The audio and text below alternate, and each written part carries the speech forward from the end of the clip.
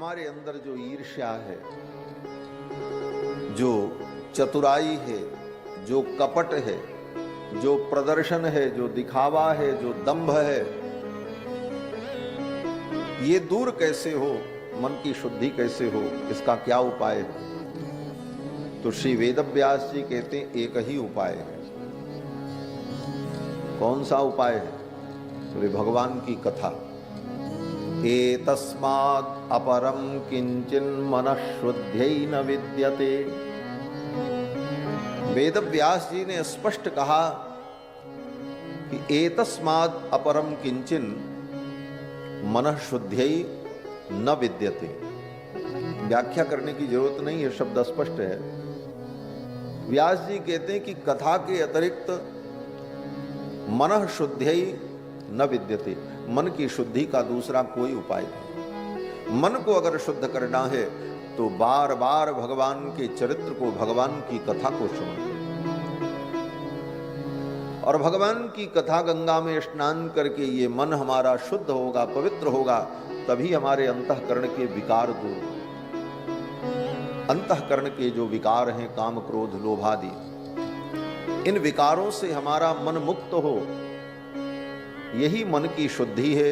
और यही मन की शुद्धि ही कल्याण का मूल है। और ये तब होगा जब हम बार बार भगवान के पावन चरित्र को सुनते रहे।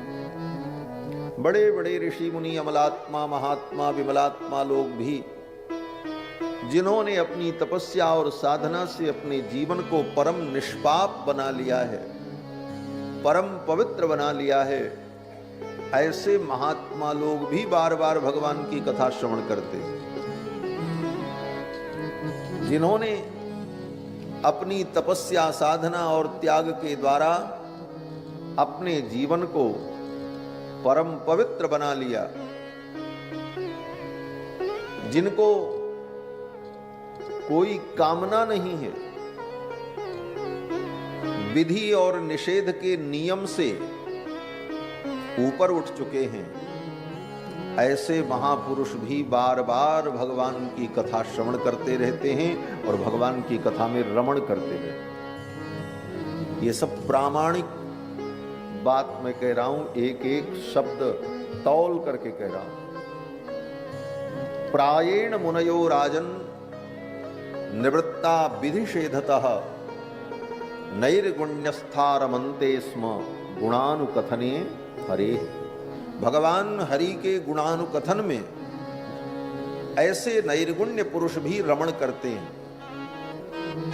प्रश्न हुआ, उनको क्या जरूरत, जब उनका मन, उनकी तपस्या और उनकी साधना से वो निष्पाप हो चुके हैं, परम पवित्र हो चुके हैं, तो ऐसे उन महापुरुषों को फिर बार बार भगवान की कथा सुनने की क्या जरूरत? इसका उत्तर दिया कि अनेकानेक साधनों के द्वारा, तप योग आदि के द्वारा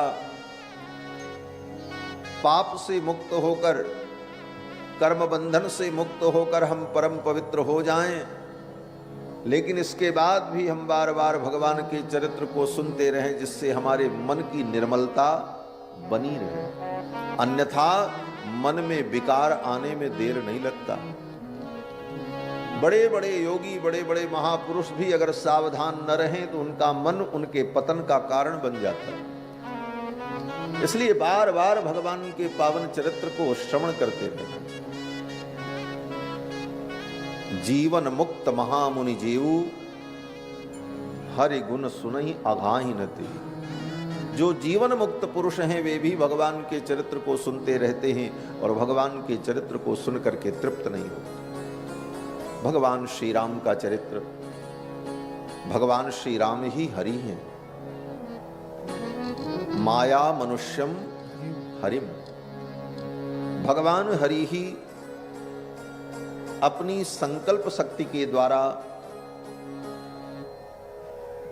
श्री राम के रूप में प्रकट होकर विविध लीलाएं करते हैं।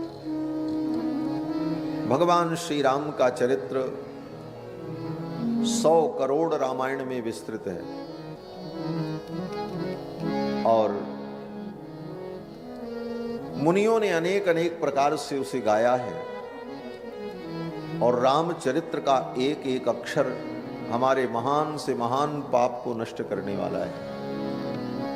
चरितम रघुनाथस्य शतकोटि प्रविस्तरम एकैकम अक्षरम प्रोक्तम महापातक नाशनम। राम जी का चरित्र, राम जी के चरित्र का एक एक अक्षर हमारे महान से महान पाप को नष्ट करने वाला है। भगवान श्री राम का चरित्र आज भी प्रासंगिक है।